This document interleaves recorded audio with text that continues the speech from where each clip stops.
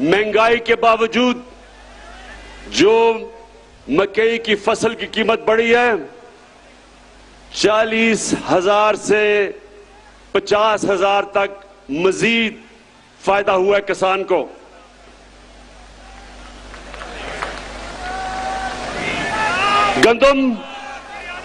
गंदम के अंदर जो हमने 50% हमारे दौर में गंदम की सपोर्ट प्राइस बढ़ाई, जो किसान की जेब में आया हर एकड़ में वो 25,000 से 30,000 रुपया। उसके बाद कपास की कीमत दुगनी हो गई है।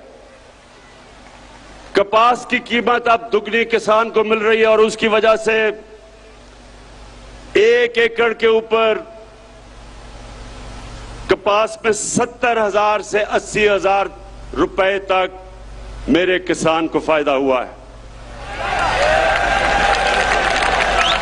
और अब एक और चीज कि यूरिया खाद, मुझे पता है कम हुई थी बीच में, दुनिया में कम हो चुकी है,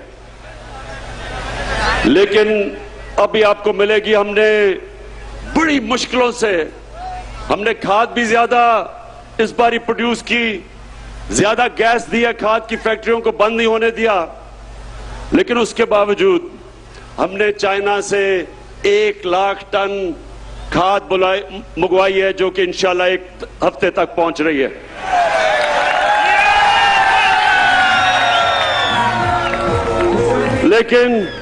लेकिन अब किसानों, जितने भी किसान हो, एक चीज समझ जाओ कि आज बाहर की दुनिया में खाद जिस कीमत पे मिल रही है, उससे 5 गुना कम कीमत पे हम पाकिस्तान में खाद दे रहे हैं आपको। 132 अरब रुपए का हम सब्सिडी दे रहे हैं।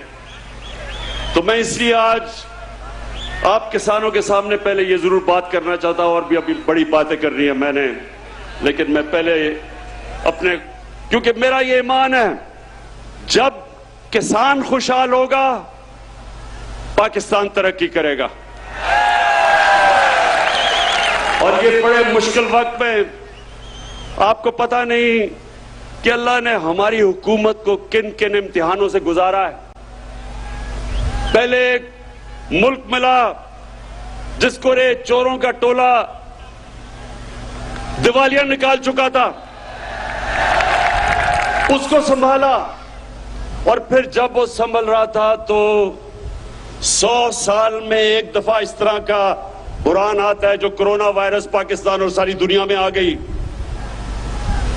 और मैं अल्लाह का शुक्र अदा करता हूं कि हमारा वो मुल्क है जो दुनिया मानती है कि 190 मुल्कों में से वो 3 वो मुल्कों में से है जिसने सबसे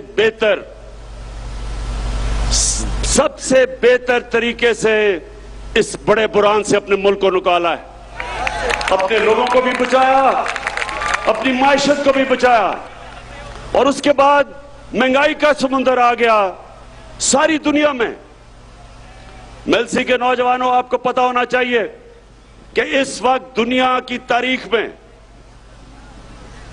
यानी, और मैं तारीख की बात कर रहा हूं कि अमेरिका में 40 साल के बाद सबसे ज्यादा महंगाई आई है, बर्तानिया में 30 साल के बाद, जर्मनी में 26 साल के बाद, तुर्की में 20 साल के बाद। इतनी महंगाई दुनिया में जो आई है, उसके मुकाबले में के बावजूद इंशाअल्लाह हमने पूरी कोशिश की कि आपके ऊपर हम कम बोझ डालें। और अल्लाह का करम है कि हमारी पाकिस्तान की तारीख में सबसे ज्यादा टैक्स इकट्ठा किया गया है, और उसकी वजह से मैंने 10 रुपए कम किया पेट्रोल और डीजल,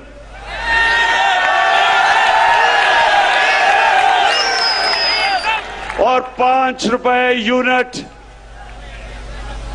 बिजली कम की। ये सिर्फ इस तरह हम कर सके कि हमारी एफबीआर ने रिकॉर्ड टैक्स इकट्ठा किया, हमारी कौम ने टैक्स दिया। और मेरा अपनी कौम से वादा है, जितना जितना आप हमारे टैक्स देते रहेंगे, वो सारा टैक्स मैं अवाम के ऊपर बोझ कम करने पे लगाऊंगा। और अगर ये जो भगौड़ा बैठा हुआ है लंदन में, जिस दिन इसका मैंने पैसा वापस ले आया तो मैं आपको वादा करता हूं कि पेट्रोल और डीजल की कीमत आधी कर दूंगा।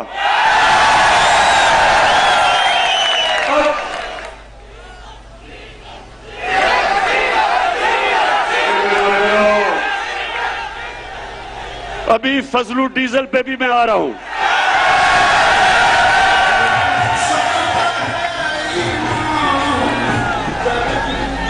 अच्छा मिलसिंह के लोगों, ये भगौड़े और डीजल के ऊपर आने से पहले